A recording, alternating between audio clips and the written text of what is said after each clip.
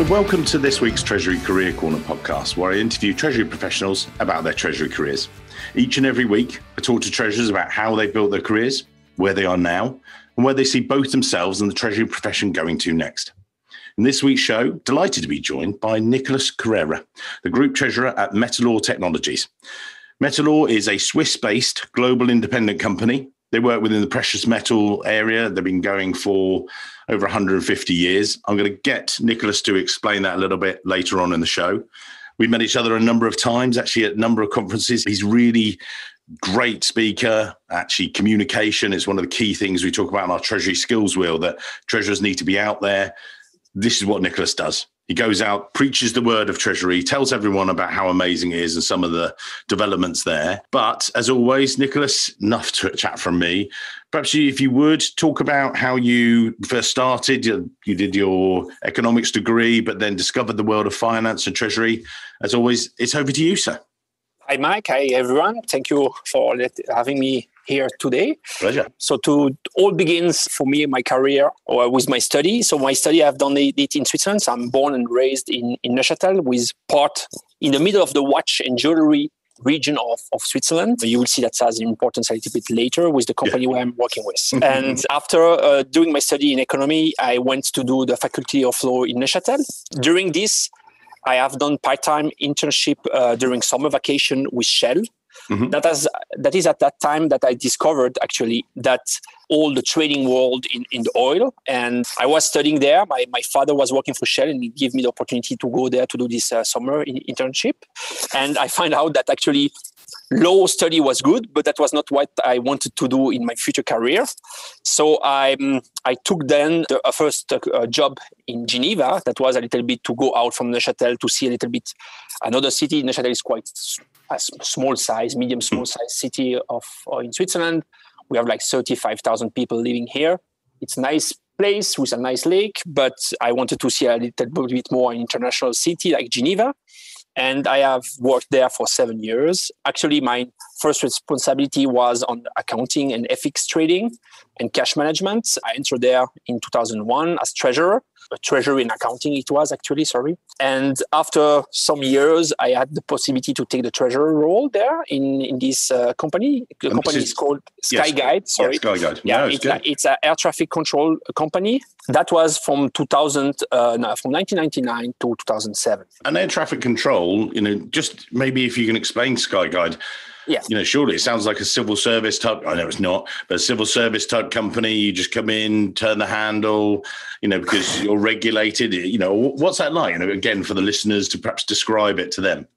So it was a very interesting time. Then they had decided at the time to move the headquarters from Bern, from the Swiss-German part of Switzerland, to Geneva. And actually, one of my skills is I can speak a little bit English, as you can hear, French, German, and Italian. And so they were looking somebody who could have also the skills of the language. Then I had to interact a lot with the Swiss-German part and as well the Italian, as you have an airport in Lugano, one in Bern, one in Basel, one in Zurich, and one in Geneva. So you had to be able to interact with people and in the main language, so in the home language, was always better. And we had there, the first when I arrived, they were implementing SAP.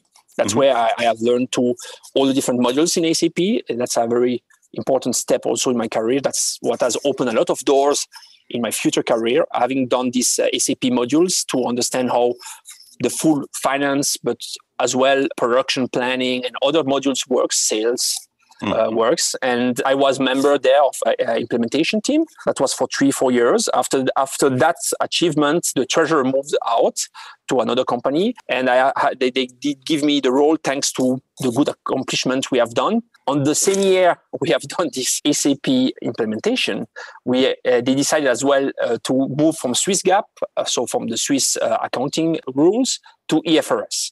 And so as well there we had to build all the new regulation for IFRS 16, 32 and 39. Can you explain again for the listeners?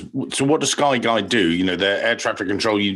So that was I wanted to come to that now. Actually, so what they do, the mission they have is to control the air traffic with crossing Switzerland and landing in Switzerland. It's a non-profit organization. So what they have to do is they have to cover the cost with the air traffic fees that they are charging the airplane or the air companies to land in Switzerland or to fly through Switzerland. The big challenge is Skyguide is affiliated to a European company which is called Eurocontrol.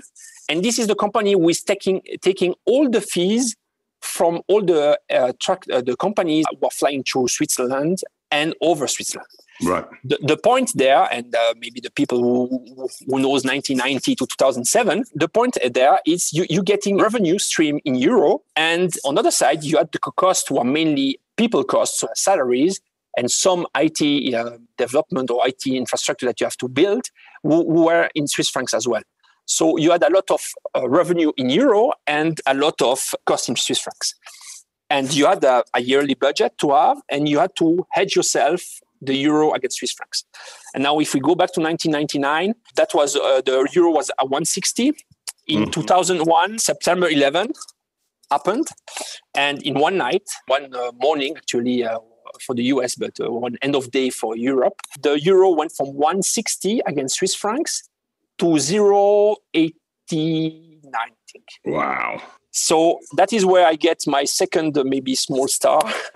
It's one of the things that we have inputted, or I did bring that time, is to build a hedging plan to smooth and the average hedging for FX.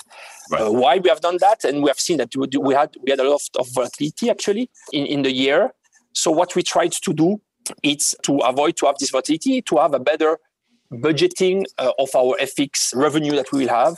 And so we decided to hedge 80% forward for the full year and 20% to leave it open and to put some option structure beside. And lucky us, that was nice, as can imagine if you get your revenue in euro and in September you are losing partially all to 60% or 70% of the value of what you are expecting to have for the next 3 months. Then we had this opportunity to have this build in place. So that was very interesting. I was there in Geneva region for 7 years, and that's a little bit when I decided, after 7 years there, implementing this SAP and this treasury management system as well. Then we implemented a small treasury management to cope all this FX operation. It's more front end than treasury management per se.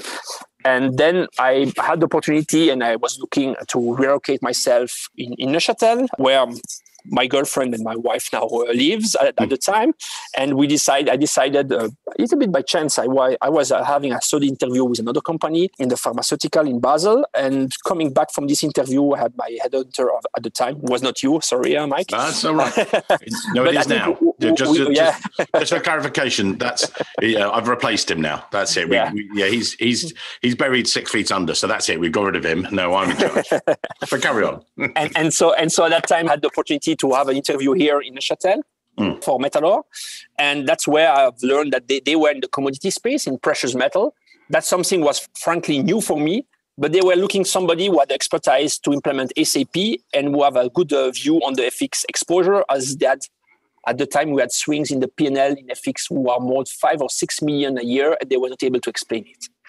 So that's why when I joined Metalor, so in 2007, at the time, my position was a treasury FX and PM trader and project leader for this SAP implementation. That was a very challenging time. Then I had a lot to learn about the commodities. That means the first 3 years of my Metalor career were very challenging, a lot to learn. People who are moving from a normal corporate to commodity space, you have a lot of more interaction than when you do FX, for example. You are doing euro Swiss, dollar, euro, dollar pound. You don't care about where you have to deliver material. What is the issue behind that? I will explain that a little bit more later. Yeah. But in the precious metal field, you have a lot to link with the physical flows. And that's also important to understand. And so when I moved to Metalor, maybe that I will tell you a little bit more later about what we are doing. That was for me a good challenge to take. And that's why I decided in March 2007 to move. Make the move. Nicolas, one thing I want people to understand and listen to is the fact that you joined them in 2007. You're still there now. So 13 years later, and your progression has been great, within that. I want people to understand, and maybe as we go through, just if you can explain how you position yourself for each of the promotions, if you like, again, what you did. And, I know this because I've got the background and we've discussed this and things like that, how you prepared yourself for each of the step ups, because I've had it before where some of the listeners will have been in one company for 10 years, but they'll have made 2 or 3 moves. How you achieve that within Metalor. Obviously, you start as Treasury Project Manager, so we'll start with that, but then how you progressed. Over to you. Yeah. So I think what I have seen in my career, I think you have to be always open to change and to move on new tasks. My father did say it once to me. He says to me, very important sentence in my life. He says, if you want to progress, you have to make your work good, and you have to begin that somebody understand your work as backup. Then if you have no backup, you cannot move up. and that's true. That's actually true. That's exactly, I like to share. I like to share what I've learned. I like to share my experience. And what I have done, I have worked very hard on this SAP implementation. So when we implemented SAP, and then we moved in the first step to a second installation of SAP Treasury software at that time.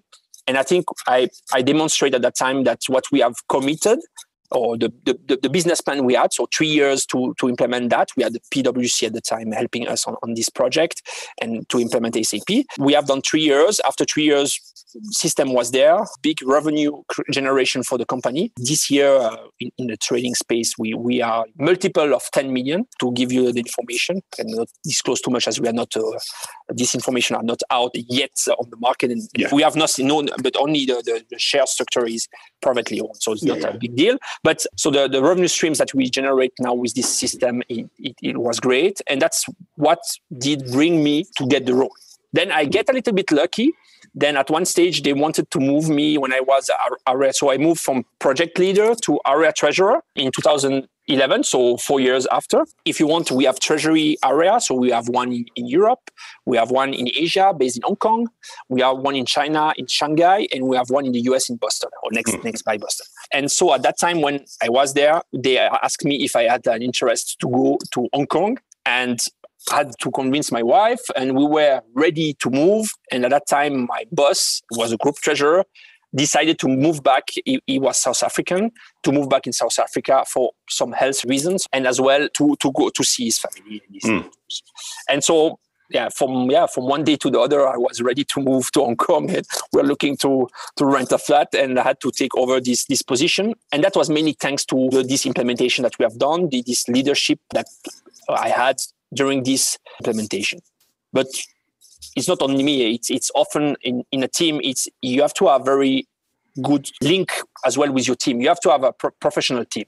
I think that's also where I had the big chance is when you move up, you have to have people who are well-trained and as well have a good understanding of your business, that they can take over your position and your role. Well, as your dad, exactly as your father said, have great backups, have great people that can, your team around you rather is more important than just you. They say it's greater than the sum, don't they? The parts, I think. Yeah, exactly. And then you should do the area treasurer role. Then because I don't want to run out of time, because I think there's some great stuff I want to dive back into with this digitalization of the chain and stuff like that. But then you got the group treasurer role in 2013.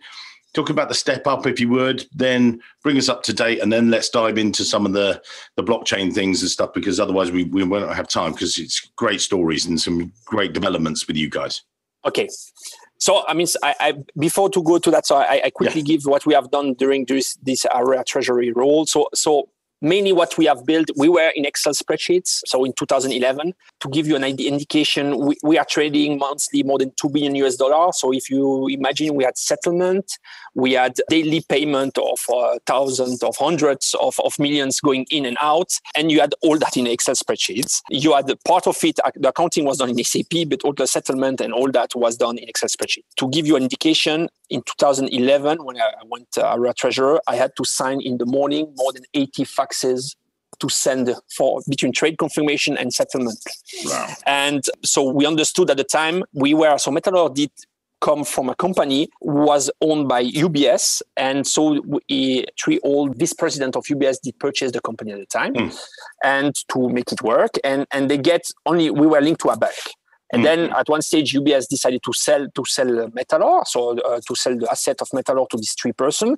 And they had to begin from scratch. When I arrived, we had three banks counterparty. We had 300 million of working capital financing. To give you an idea, in 2011, so 5 years back, we were at roughly $1.8 billion of working capital financing with 13 banks.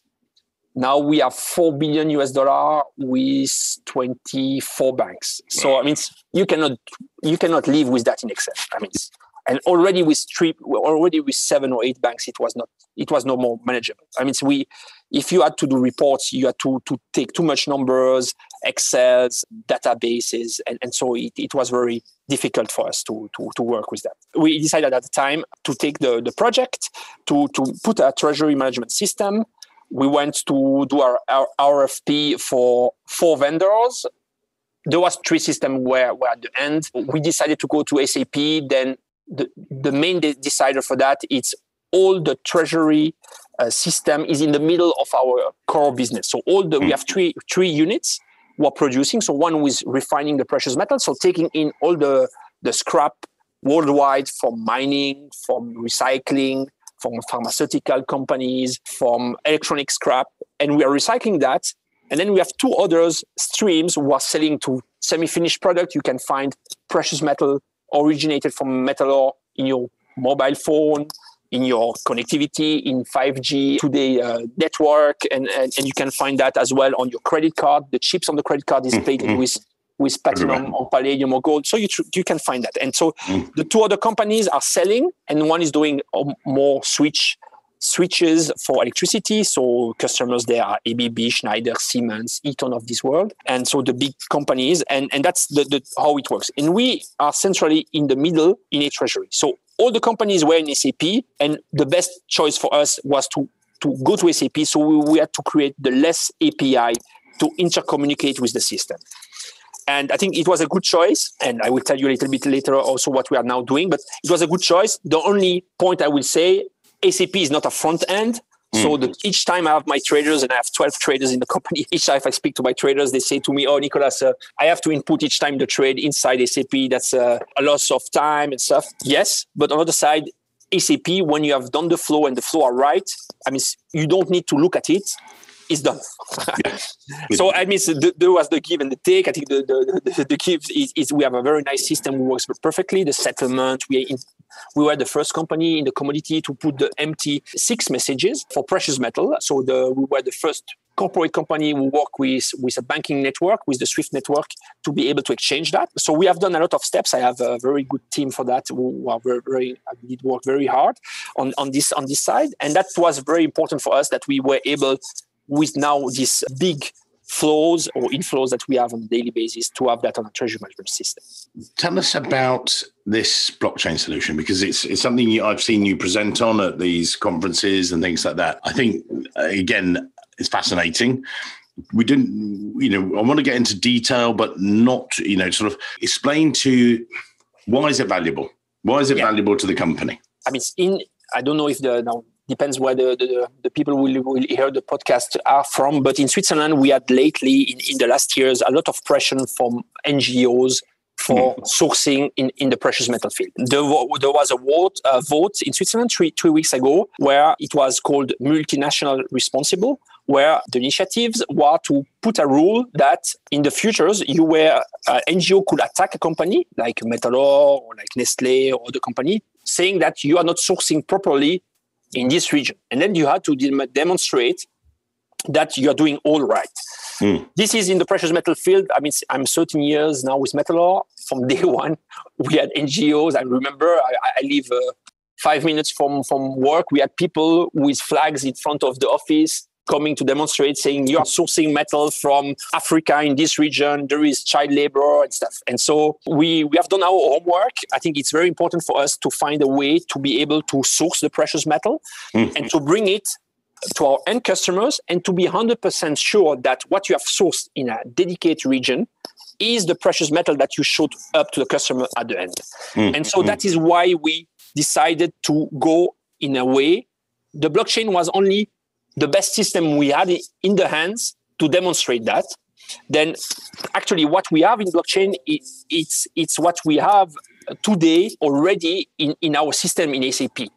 But the problem is if you want to put a trust in a system, then you have to go in a blockchain solution where you cannot go and amend something if you see something was not done properly. The big advantage of the blockchain is you have different players. So I explain you quickly the flow in a few minutes. Yeah, that's lovely. We have at the beginning a mine. This mine will take pictures of the mining doré. So they will process the material, have a bar of precious metal with actually a percentage of gold with roughly, if you speak about gold doré, with 80% gold, with different precious metal and with different deleterious elements.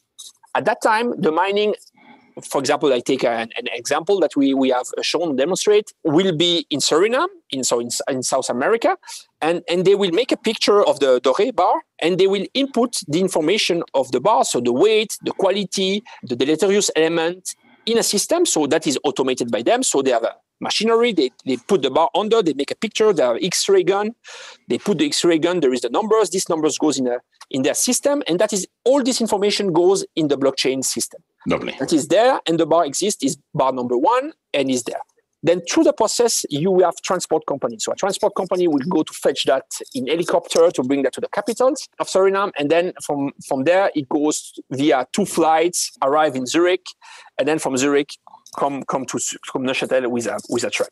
So you have between 1 and 3 to 4 different companies who have this precious metal. In each of them, they have an app where when they receive, you have a seal, a crypto seal with attached to the bar number, so it's in a wood box, and you have this crypto seal attached. The guy will only take that he has taken the responsibility of the precious metal on that date, and then when he hands over to the other will take his mobile app and rescan it and say, I take it over from brings from Loomis, and then Loomis, when they arrive in our plant, we will take it with our app here and add that. So you will have a tracking of all the precious metal. You know that the bar is always the same.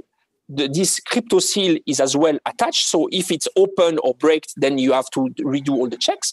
But if all goes well, you have at the end a nice wood box and security chain. At that time, we put that in SAP. We are running the full process on a dedicated plant. So we have a small capacity. We have different industrial processes, but there are smaller industrial processes to only have this precious metal for mining. And so you have a fuel value chain in your system with then interlinked with SAP with a different module. So you have the sales module, you have the purchasing module, you have the production module, and all that is interlinked. Why Treasury has run that? That's also important. We are on one stage paying out the mine, and at the end, we are delivering this precious metal to banks or to the other division. So we are in the middle of all the flows, and so it's why we decided to have all the flows by us.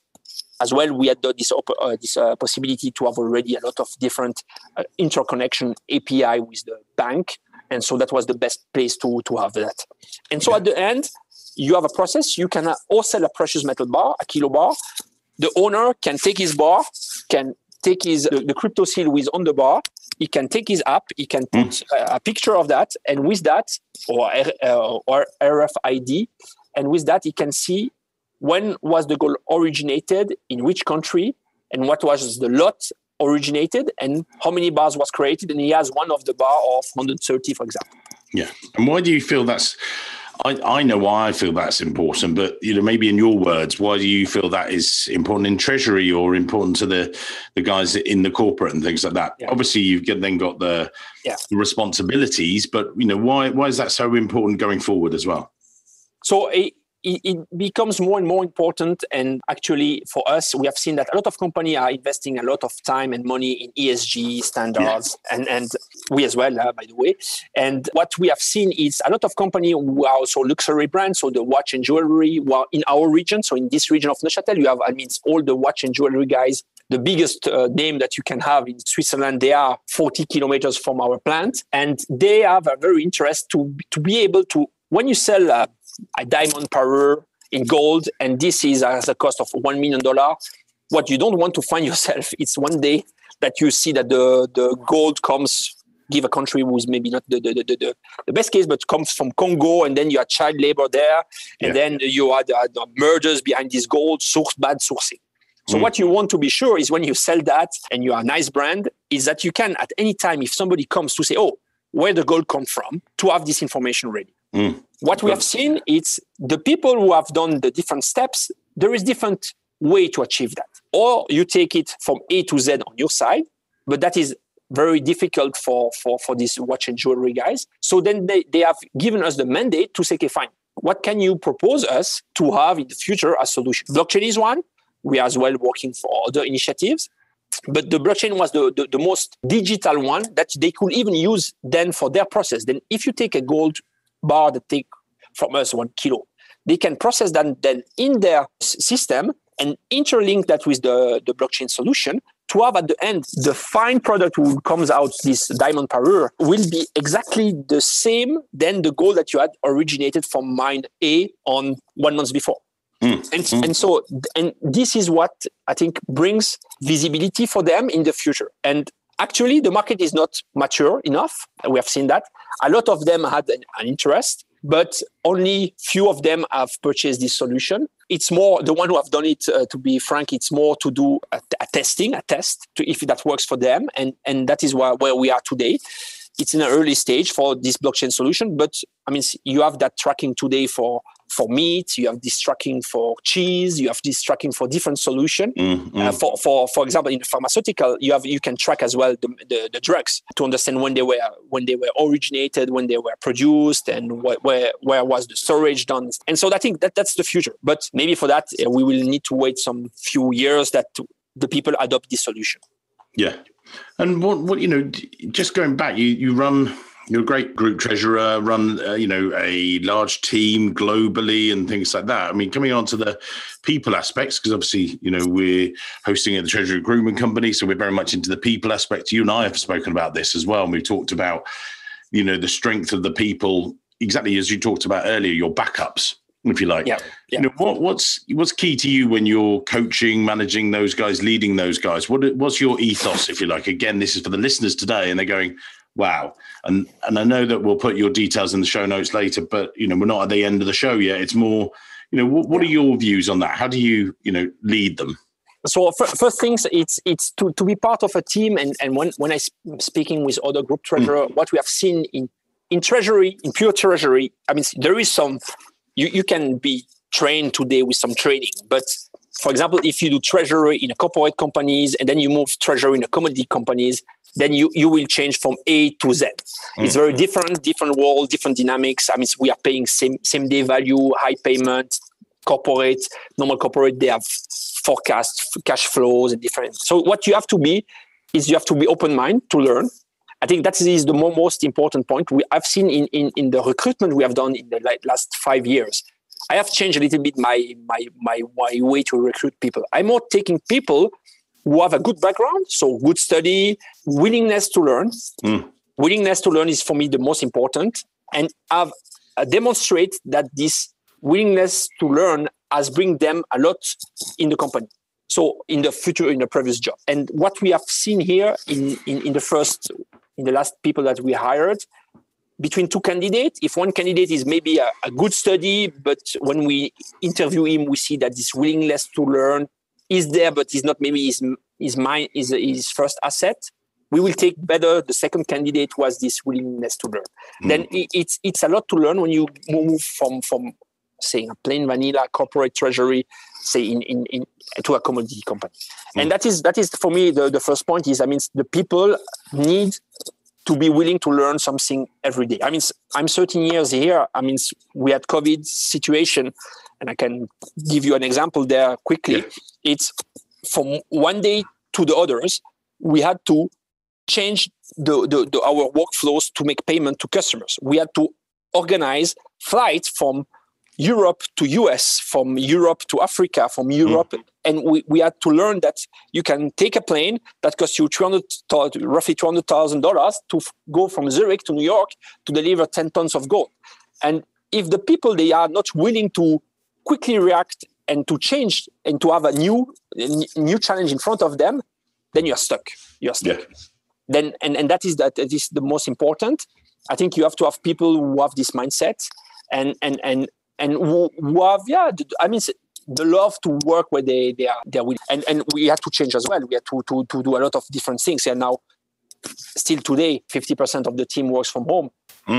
But that works well. It means the people, they know when they have to be there. They know when it's a little bit, some days in the months where they can relax a little bit. I think for me, that is most important. It's this learning skills and willingness to learn. That's very important. Yeah. So we've covered blockchain, which I know is a big thing. We've covered the team stuff. Before we wrap up the show, because again, we keep the show to about half an hour, 40 minutes. It used to be the typical commute time for people, although people don't commute anymore. It's now, how long does it take you to go from the bedroom to your desk, back to the shower to get a coffee and then there. So maybe you make that stretch out for half an hour if you're very slow and you listen to a podcast. Joking aside, what else do you think is important about the future of Treasury? What are you seeing in the developments? I know that, again, we see each other at all the conferences and I hope to do that in 2021. What are you seeing as the future? Is it, we've got the value chain. You've talked about that. We've talked about the people that you're managing. What other area? You talked about a couple of areas. What else do you think are important? I mean, it's what I have seen in the past years. It's Treasury was before part of larger finance, and we were like helping finance for some tasks, like for hedging, for FX exposure, for commodity exposure.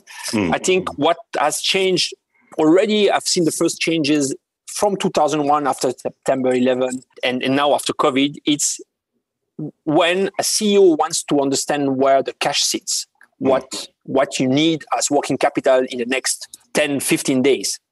The information is by us. And where the risk sits. So we are a little bit the risk mitigator and the cash owner of a company. And so with that, the visibility in Treasury for me becomes more and more. And it's very important that in the futures, and that's what I've seen, and when you speak with other peers, they have mentioned me the same. It's going forward, we have a lot of card to play. So it's on the digitalization process. And it's all the flows on the payment and all these flows comes to you. So we will be the first who will have to move to a full digitalization. I'm expecting one day, and I'm looking to have to be able to provide payment with cryptocurrencies that I can make the payment in the next 6 minutes. For us, it's very important that in the commodity space, when you purchase gold, you purchase it with payment directly to a customer. And they are expecting when the plane is ready to fly away from a country, they are expecting to get the funds by them at that time. So response time to pay a payment, 20, 30, 50 million of US dollar, today's, when we begin, it was like half a day. And today already you can have it in the next 10, 15 minutes. But when you will be able to have this digitalization step and have it in the next 10 seconds, I think that will be a next game changer. At least to be the first to provide that you could earn a lot of customers only demonstrated that you are able to pay always on time and always when you have mentioned it. And that's very important, is that you as a treasurer or even a treasury member, and I always say to my team that they should go to conference. It's very important to go to conference to exchange with other treasurers to see what they are doing, what are the points were important for you. I mean, in the last Euro Finance conference I was there, I was exchanging on a panel discussion on security and the new role of a treasurer. And I had the treasurer from another big company next to me, and he said to me, by the way, we have done a penetration test in IT to see how our network can react if we have an attack. And that was last year in Switzerland. 4 of the companies were here, and one big company in watch and jewelry, they had attacks, and they were penetrated by hackers, and they were not more able to pay for a week time. So if that happens to us, I mean, and so we have run one. So they have finalized that. These guys are professionals who are doing that. Yeah. And they find a lot of loopholes. I mean, we had senior management of Metalor. We had on the 7 senior management, 5 of my colleagues did click on a link. You sending me this, yeah. The click on a link. where they asked them to give the password from their computer. Yeah. They did not, they have seen at that time there was something bad, but they have clicked on the link. Yeah. So this is also very important that when you go, for example, then you can come back, say to your CEO and your IT manager, when was the last time you have done this test? The guy says, it's 4 years ago. You say, okay, fine. Then we put one in place. That's what you have done. And you don't lead that, but at least you have the possibility in going in these conferences and having exchanges with peers, even digital in these years, to have the possibility to see what is the need of your company and to take the best to bring it. And this is exactly, and this is why we do the podcast, to get people like yourself on here that actually really how you're bringing treasury, properly value adding, not just looking after, you talked about cash being, the key thing and everything else, but you're actually really adding value to the business as a whole. And that's what a lot of the people listening today, listen to this, re-listen to this. This is fantastic stuff. Nicolas, as we approach the end of today's show, we could keep going. There's so much more knowledge and stuff, but you've been kind enough to give us all this time. But what would you say, we'll put your LinkedIn details in the show notes so that people can connect to you if you want to, if they're in treasury and things. But what would you, looking back over your stuff, your history, your career, and people look at you and say, do you know what, I want a career just like that. What tips would you give them? What top 2 or 3 tips, as we end every show with, what would you say? First thing is willingness to learn. I have mentioned that, I think, that is great. 6 or 7 times. I think, you have to be, in all stuff, I'm a person who have a lot of interest, different interest. But to learn each time something new, and even to put yourself in a position to say, okay, fine, I have something, I have achieved something with my team. What are the next steps? Are we missing something? What is the next step to do? So that's the first thing you have to do. Then to be flexible. Often and more you go up, more you have to be flexible. Often you want to put something in place, and then you see that maybe the priority of the company is not the one. But to take maybe the point that you want to achieve on site for half a year, or maybe often 2 years. And then when is the right time, when you have the right possibility to demonstrate that you have to put that in place. For example, COVID, if we did not have a treasury management system and had to report, and before that, when we are in September 11, but already in the crisis in 2008 and 2011, we had to have the cash ready in the morning. It was ready at 10:30.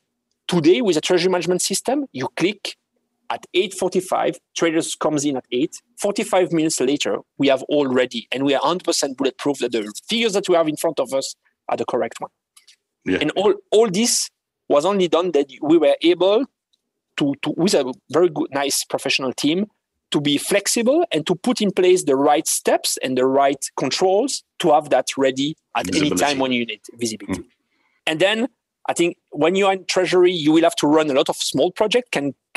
Can be to generate a small API between a software with outside and your functional system who is collecting, for example, cash. But when you do something, you have to be reliable. So you have to demonstrate that what you do, you are professional, and then it works. If with that that's for me the 3 more important points if you want to progress in treasury. Amazing. Learning, cash visibility, and really, employing all those systems and things like that. Yeah. So amazing. Nicolas, amazing to chat to you today, sir. Thank you very much. As I say, connect with him if you want. Amazing guy to see on stage. And if you get to have a beer with him, he's great fun as well. And there's lots of stories and lots of different things. He's real passionate about treasury. So thank you very much for your time today, sir. Thank you, Mike. Thank you. And see you soon, I hope. See you soon. Bye.